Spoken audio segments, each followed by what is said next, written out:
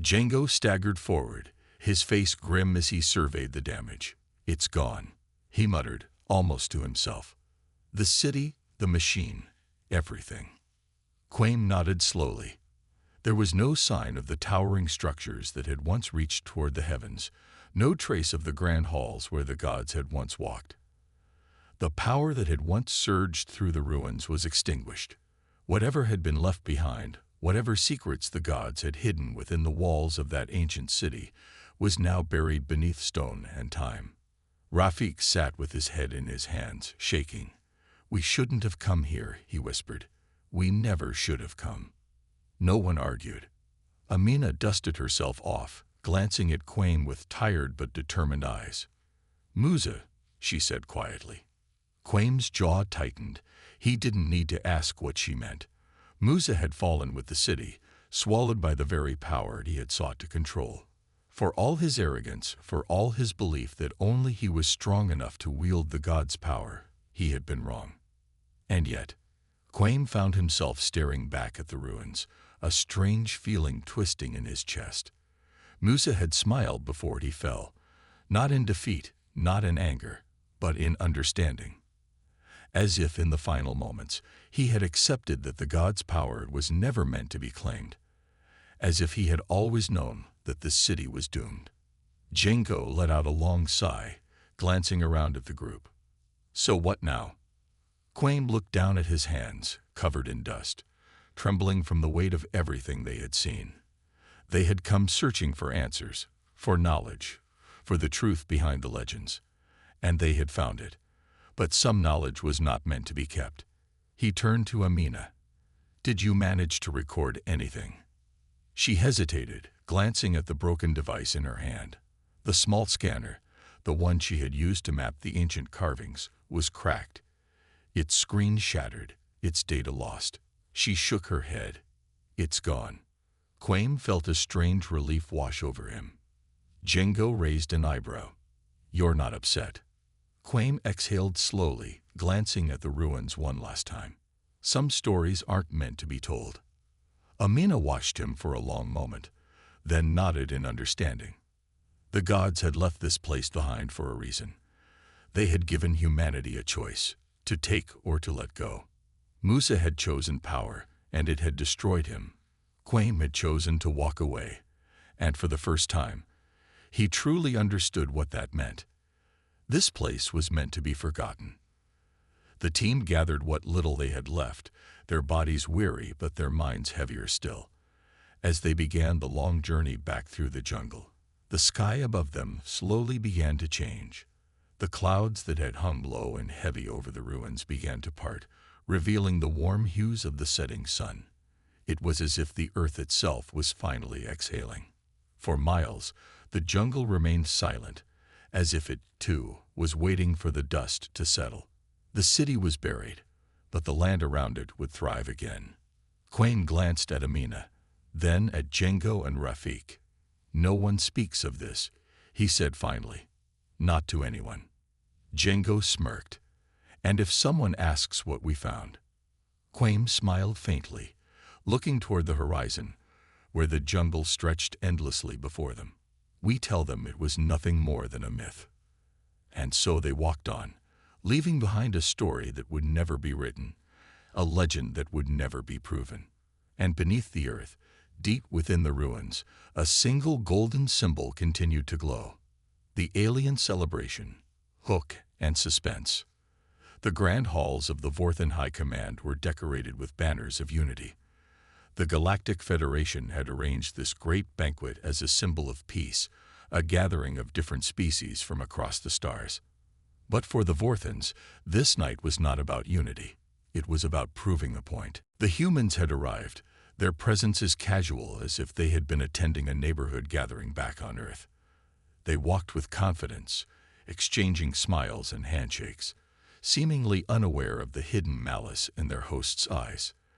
The Vorthans had long considered themselves superior, the pinnacle of intelligence and strategy, and they found it offensive that humanity had risen so quickly among the stars. To them, humans were fragile, reckless, and undeserving of their growing influence. It was time to remind them of their place.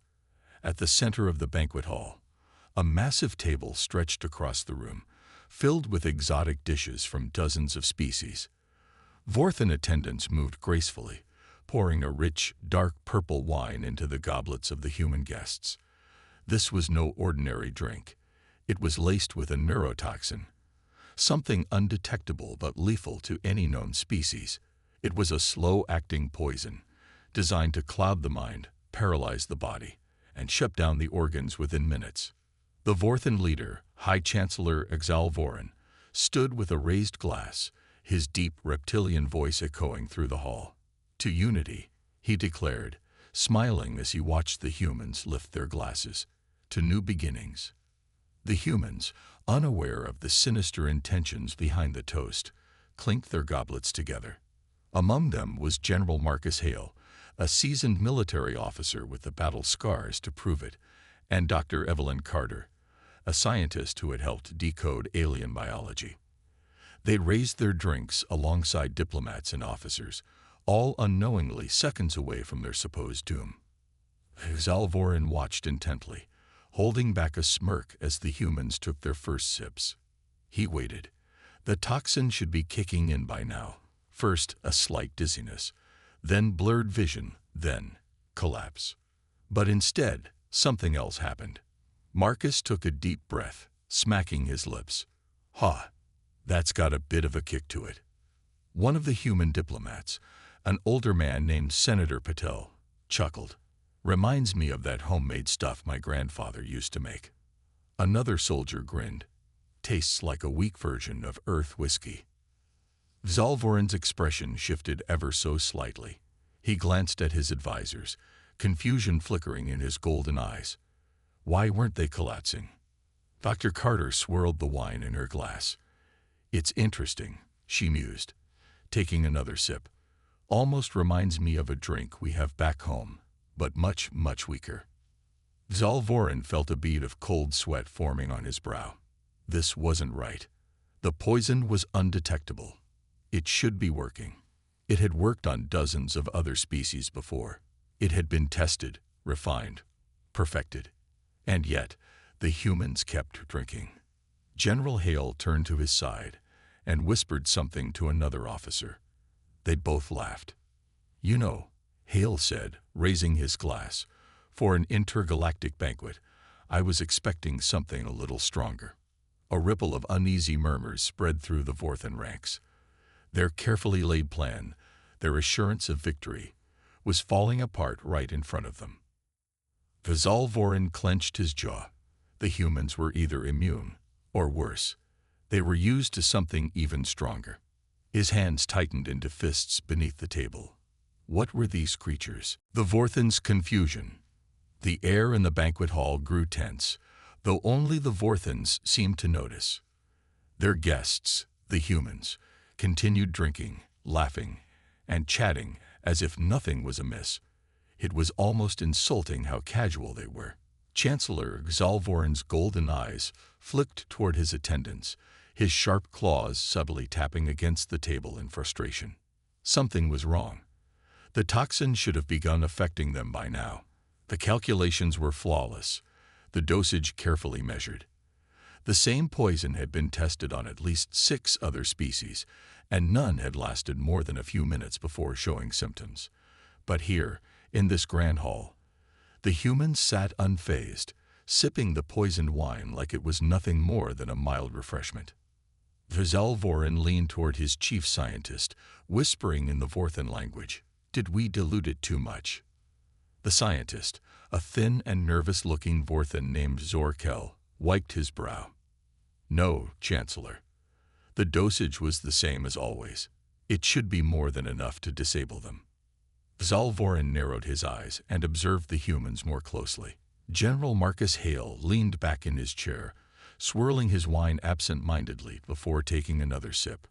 Across from him, Dr. Evelyn Carter engaged in conversation with a diplomat from another race, completely unaware of the rising tension among their Vorthen hosts. Some of the younger human officers were pouring themselves second servings. A cold dread settled into Exalvoren's chest. Not only were they unaffected, They were enjoying it. Senator Patel chuckled, shaking his head. I have to say, I expected something a little stronger. Back on Earth, there's this drink called absinthe. Now that'll knock you on your back. One of the younger officers laughed. Ever tried Russian vodka? Or that South African stuff? What was it called? Kumbothi. More laughter followed, and Zalvorin felt his tail twitch in irritation. He had expected humans to struggle, to falter, to show weakness. Instead, they were comparing his carefully engineered poison to their own drinks like it was some kind of joke. His fingers curled into a fist. This was not how things were supposed to go. Zorkel, noticing his leader's frustration, quickly pulled out a small scanning device and subtly aimed it toward the humans. A faint blue light flickered across the screen as it analyzed their biology in real time. His hands trembled as he read the results. No abnormalities, no symptoms of poisoning, no physiological distress, nothing. Zorkel's breath hitched. He turned the screen toward Zalvorin, his voice barely above a whisper. They're completely fine. Zalvorin's mind raced. How was this possible? Could they have detected the poison beforehand? No, they had no reason to suspect anything. Could their bodies be naturally resistant? That was absurd. No other species had such immunity. Unless. His eyes darkened as a new thought crossed his mind. What if humans weren't immune? What if they were simply used to it? The idea sent a shiver down his spine. He turned back toward the humans, watching the way they laughed, drank, and reminisced about Earth's strongest liquors as if this was just another night at a tavern. He saw no hesitation in their movements, no signs of discomfort. One of the human officers casually leaned over to General Hale. Hey, do you think they have something stronger? Hale smirked, raising his eyebrows as he glanced toward the Vorthan hosts. Maybe they're saving the good stuff for later. Zalvorin nearly crushed his own goblet in frustration. The humans were treating this entire assassination attempt like a casual night out. The realization settled into his bones like ice. The Vorthans had underestimated these creatures. They thought humans were fragile, weak, unworthy of their rapid rise in the galactic hierarchy. But now, Zalvorin wasn't so sure. And that terrified him. Humanity's secret resistance. Deep within the Vorthan High Command, behind closed doors and thick steel walls, the Council of Elders gathered in a tense emergency meeting. The banquet had been a disaster. What was meant to be a demonstration of power, a silent execution of humanity's arrogance, had instead turned into a humiliation for the Vorthans. Chancellor Zalvorin stood at the head of the chamber, his golden eyes burning with frustration. His sharp claws drummed against the table, his tail flicking in agitation. Around him, his advisors murmured in hushed tones, their expressions a mix of confusion and unease. They should be dead, one of the elder council members hissed, his scales shifting with stress. The poison was designed to work on all known biological systems. There should be no possible way for them to survive. And yet, Zalvorin said coldly, they did. Not only did they survive, but they acted as if our poison was nothing more than flavored water. The council fell silent. Zorkel, the lead scientist, cleared his throat nervously.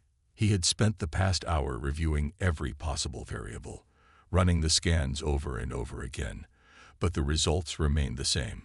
He held up his tablet, showing a projection of human biology compared to other known species. The toxin affected every test subject we've ever experimented on. Zorkel began, but when applied to humans, it registered as nothing more than a mild irritant. Zalvorin narrowed his eyes. Explain. Zorkel swallowed hard. Chancellor, humans are different. Their bodies have evolved to withstand chemical attacks. Their entire history is filled with exposure to substances that would be lethal to any other species. The council members exchanged confused glances. One of them scoffed. Impossible. No species develops immunity to poisons naturally. Zorkel shook his head. With respect, You do not understand their world. Earth is a place of constant survival. Their history is riddled with disease, toxins, and environmental hazards. Unlike other species that avoid poisons, humans have actively ingested them for generations. They call it alcohol, spice, and even medicine. What we see as deadly, they see as recreational. Zalvorin's grip tightened around the table's edge.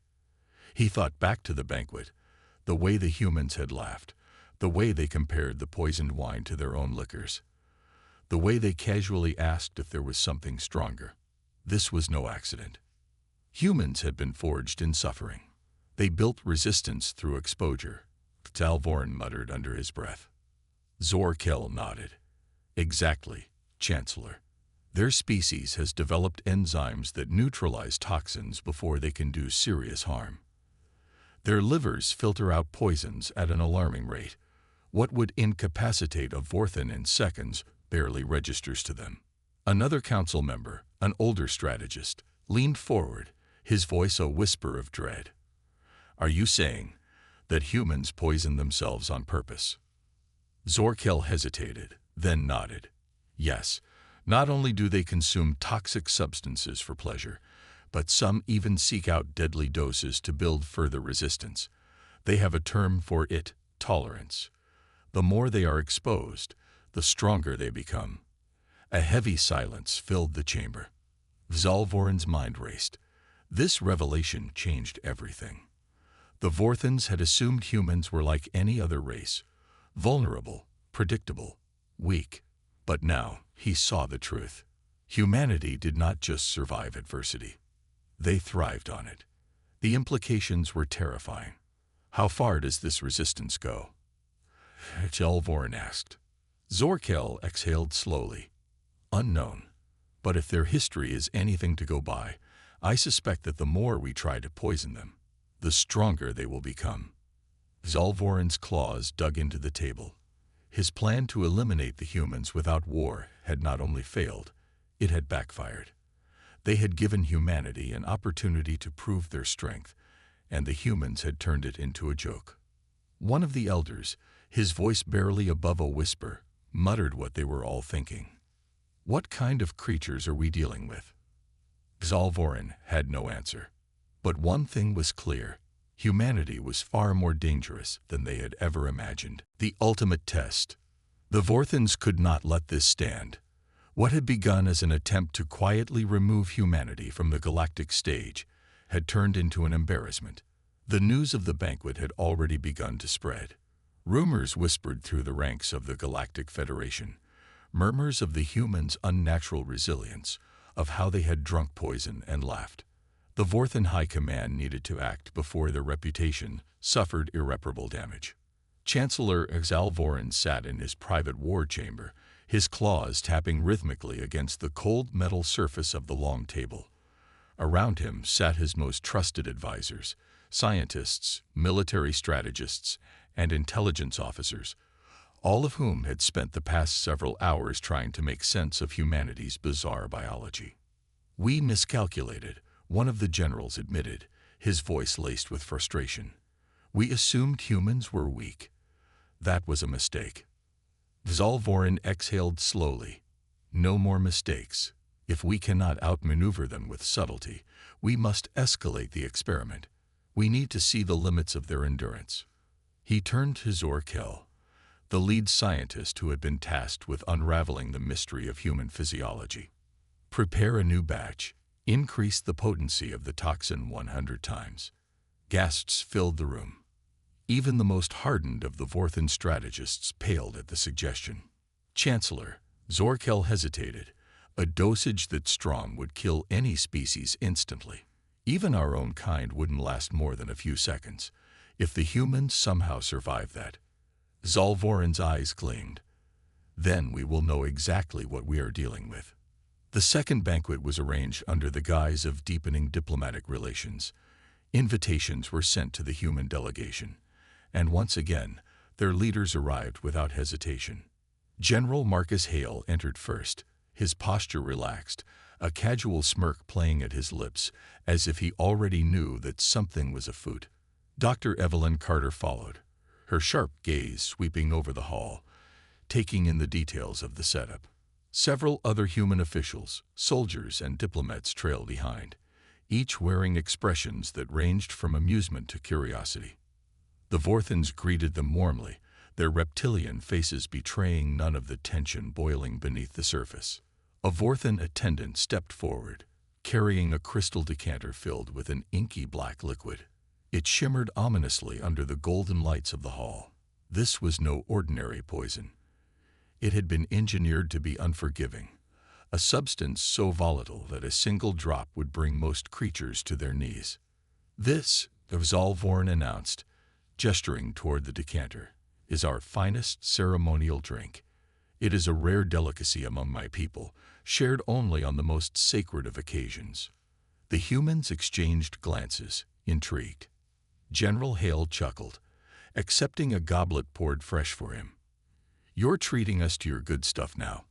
I'll admit last time, I was hoping for something with more of a bite." Zalvorin stiffened. If only he knew. All around the table, humans raised their goblets, each one filled with the deadly black liquid. This was it. There was no way they could withstand this. No biological system in the known galaxy could filter out something this concentrated. Zalvorin watched as they took their first sips. And then, nothing happened. Marcus Hale smacked his lips. "Now that has some kick." Another soldier coughed, blinking rapidly. "Damn, that burns." He grinned. "But not bad." A young officer shook his head, laughing. "Reminds me of my granddad's homemade moonshine." Zalvorin's heart sank. They were still standing. Not just standing, enjoying it. How? The humans continued drinking, their expressions ranging from amused to mildly impressed. One of them even licked their lips and muttered, "I could get used to this."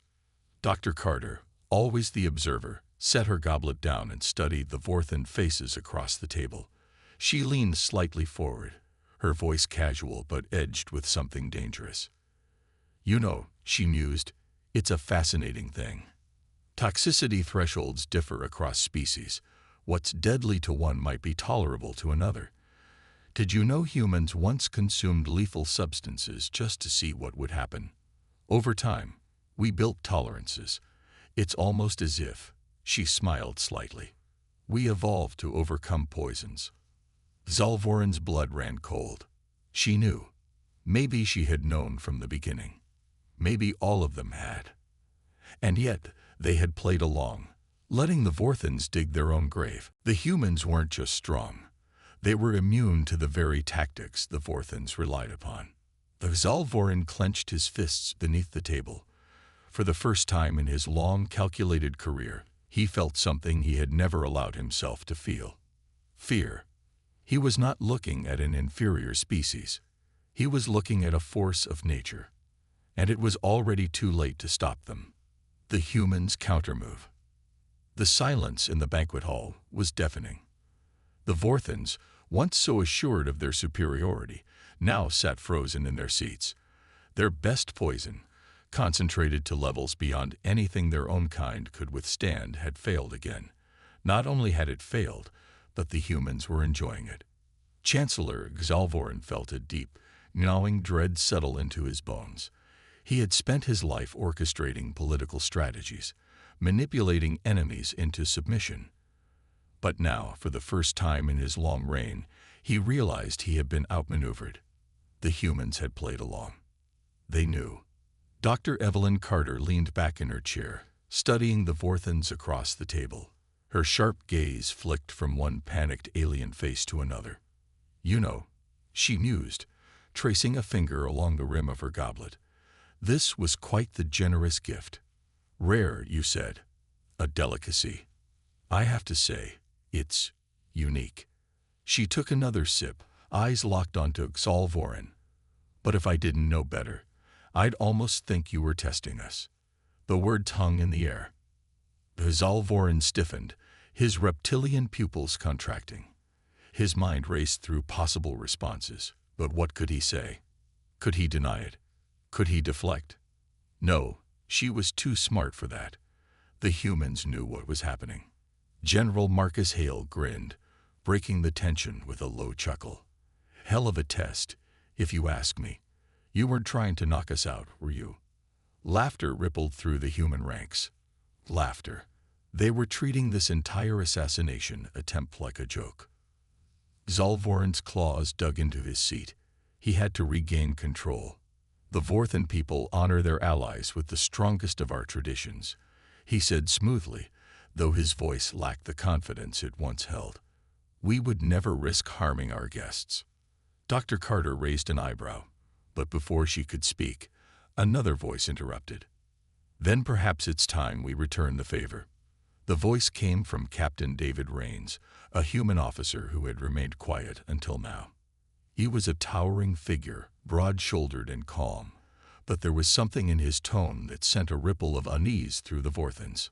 Rains reached into a small case beside him and pulled out a flask. A simple, unmarked metal flask. The humans around the table smirked.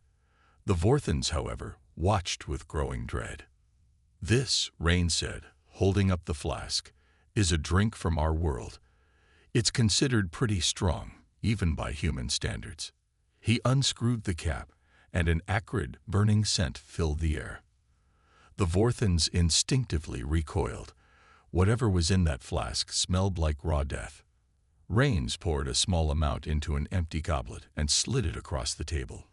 To our honored hosts, he said, his voice carrying the weight of a challenge.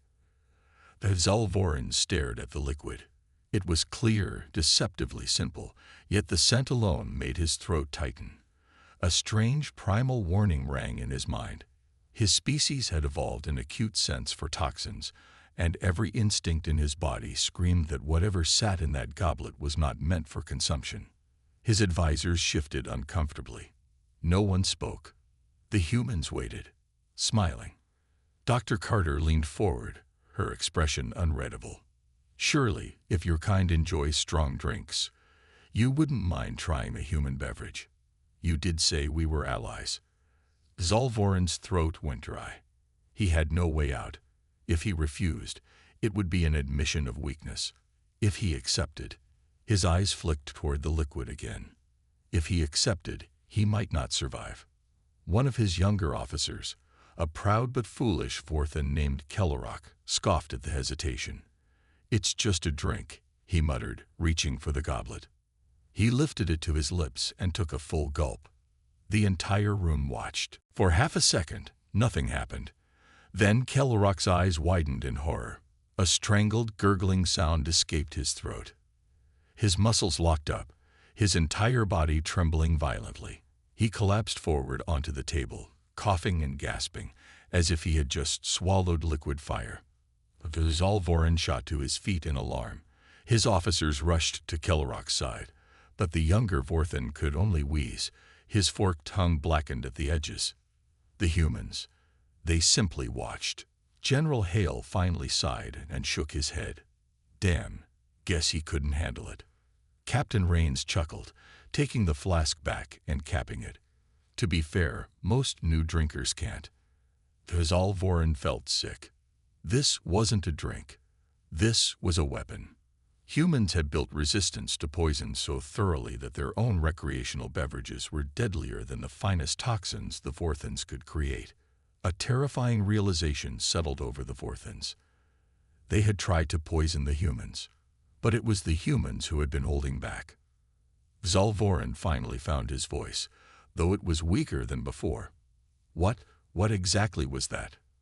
Dr. Carter smiled. It was the kind of smile that wasn't entirely friendly. That, she said lightly. Oh, just a little something we call Everclear.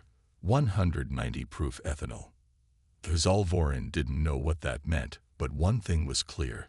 Humanity was far stronger than they had ever imagined. And the worst part, the humans knew it too. The humans strike back. The banquet hall, once a place of Vorthan superiority, now felt suffocating. Chancellor Zalvoran sat motionless, his mind racing as he watched his officer, Kellerock, struggle to breathe after a single sip of the human drink. The younger Vorthan's claws dug into the table, his eyes wide with horror, his throat barely able to push out strangled gasps. He wasn't dying, not yet, but whatever was in that flask had nearly obliterated his body from the inside out. And yet, across the table, the humans sat perfectly calm. No, not just calm, amused. General Marcus Hale took another slow sip of his own drink, seemingly unbothered by the scene unfolding before him. Captain David Rains smirked as he twirled the flask between his fingers. Dr. Evelyn Carter, ever the observer, studied Exalvoran's face with an almost curious expression, as if she were watching a student slowly realize they had failed a test they thought they had aced. The realization was clear now. The Vorthans had spent years trying to outmatch humanity, and humanity had let them believe they were winning. Exalvoran forced his voice to remain steady. "That drink," he said, keeping his eyes on Rains, "is lethal." Rains raised an eyebrow. "To you, maybe." He took another sip straight from the flask, smacking his lips. "To us, it's a Friday night." There was a pause, and then another human officer, a woman with a scar running down her jaw, chuckled. "If you think that's bad, you should try drinking with Russian sailors." Laughter rippled through the human ranks, but Exalvoran didn't find it funny. He knew this was no longer a simple game. This was a warning. The humans were setting the terms now. Dr. Carter finally spoke, her voice smooth and deliberate. "Chancellor, I have to wonder, why go to all this trouble? The invitations, the rare drinks, the ceremonies. It's all very flattering, truly." She took a sip from her goblet and sighed. "But something tells me this wasn't just about hospitality, was it?" The question hung in the air. The Exalvoran had two choices. He could lie, but that would only buy time. Or he could admit the truth and see where this led. He chose silence. Dr. Carter smiled knowingly. "Well, no matter the reason, I think it's clear now. Our species are built differently." She placed her goblet down gently.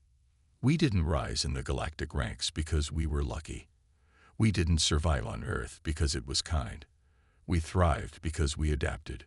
We are the product of hardship, Chancellor. Poison, pain, war, these things don't break us. They make us stronger." Exalvoran clenched his jaw. That was exactly what he feared. General Hale leaned forward, placing his hands on the table. "But let's be fair," he said. "You took your best shot. Now it's our turn." A Vorthan diplomat flinched. "What? What do you mean?" Hale smirked. "We think it's only right that we return the favor. After all, it's an honor to share drinks between allies, isn't it?" Rains unscrewed the flask and poured more of the clear liquid into several goblets, sliding them toward the Vorthans. Exalvoran's stomach twisted. He had no way out of this. He had forced the humans into a test. And now, they were demanding the Vorthans take the same challenge. Kellerock, still wheezing, shook his head violently. You can't be serious." One of the human officers shrugged. "Hey, we drank yours." Dr. Carter tilted her head slightly, voice deceptively light. "Or is it that your kind can't handle it?" Exalvoran knew the trap when he saw it. If he refused, it would confirm what the humans already suspected, that the Vorthans were weaker, that their entire empire, built on strategy and manipulation, had met something it could not control. If he accepted, he risked his own life. His claws tightened against the chair's armrests. There was no choice. Slowly, deliberately, he reached out and took the goblet. The human delegation watched. He could feel their confidence, their absolute certainty that he would fail. That no matter what he did, they had already won. Exalvoran steeled himself. His pride demanded he endure this humiliation. He brought the goblet to his lips and took a single sip. The world immediately turned to fire. His throat burned, his stomach clenched, and his mind screamed in protest. His vision blurred, and for a terrifying moment, he thought his body would betray him, that he would collapse like Kellerock had. But he forced himself still. He would not give the humans the satisfaction. The goblet trembled slightly in his claws, but he held it steady. His breathing slowed, though every fiber of his being begged him to purge the poison now coursing through his veins. The humans watched with mild amusement. Hale leaned back, folding his arms. "Not bad, Chancellor," he said. "Not bad at all." Dr. Carter studied him for a moment longer, then finally gave a slow nod. "I think that's enough for tonight." A silent agreement passed through the room. The humans had made their point. Zalvorin set the goblet down carefully, exhaling slowly as he tried to ignore the burning pain in his chest. The humans had won. Not in battle, not through war, but through endurance. Zalvorin had spent his life believing his people were superior, that they were the peak of biological evolution, the masters of strategy. But tonight, for the first time, he saw the truth. Humanity was something else entirely. They didn't just survive adversity. They embraced it.